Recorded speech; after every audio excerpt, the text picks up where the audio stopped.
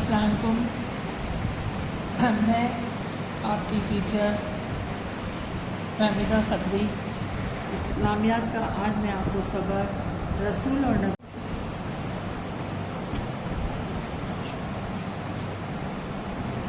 السلام علیکم. میں آپ کی معلمہ فہمیدہ خطری اسلامیات کی ٹیچر ہوں اور میں آج آپ کو سبق نمبر 3 رسول اور نبی سمجھاؤں گی. بچوں، جیسے کہ آپ کو معلوم ہے کہ ہم سب مسلمان ہیں اور ہم اللہ تعالیٰ کی مخلوق ہیں. ہمیں کس نے پیدا کیا ہے؟ اللہ تعالیٰ نے.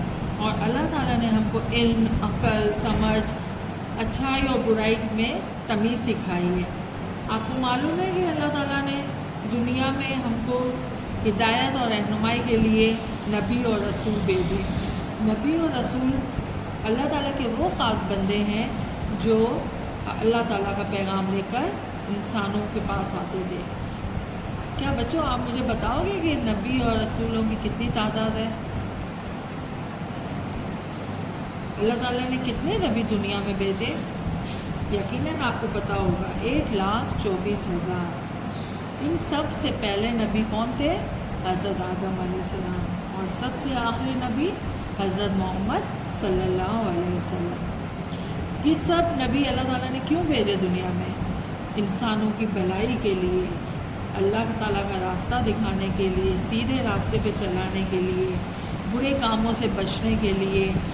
ہر وقت ہر دور میں نبی اور رسول آتے رہے ہیں. آپ کو کچھ نبیوں کے نام بتائیں؟ جیسے مشہور جو نبی اللہ تعالیٰ نے بھیجے: حضرت نوح علیہ السلام، حضرت موسیٰ علیہ السلام، حضرت عیسیٰ علیہ السلام، حضرت ابراہیم علیہ السلام، حضرت یعقوب، حضرت اسحاق علیہ السلام، حضرت اسماعیل علیہ السلام. ابھی ہم نے قربانی بنائی ہے، وہ کس کی یاد میں کی ہے؟ حضرت ابراہیم علیہ السلام. اور بہت اس کے علاوہ بہت سارے نبی اور پیغمبر دنیا میں آئے ہیں. اب ہم مسلمان کیا کرتے ہیں؟ ان نبیوں اور رسولوں کو مانتے ہیں، ان کے تعلیم پر چلتے ہیں.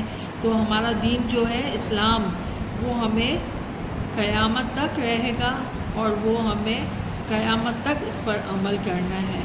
اللہ تعالیٰ نے ہمارے آخری نبی حضرت محمد صلی اللہ علیہ وسلم پر قرآن مجید نازل کیا اور ہمیں قرآن مجید کی تعلیمات پر ہر وقت عمل کرنا چاہیے.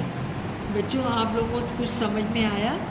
اور اگر آیا ہے تو آپ بھی اس سبق کو پڑھیں گے، گھر میں سمجھنے کی کوشش کریں گے، جو مشکل الفاظ ہیں ان کے دہرائیں گے اور پیغمبروں کے نام یاد رکھیں گے اور دوسرے پیغمبر جو ان کے علاوہ بھی ان کو پڑھنے کی کوشش کریں گے. اللہ حافظ.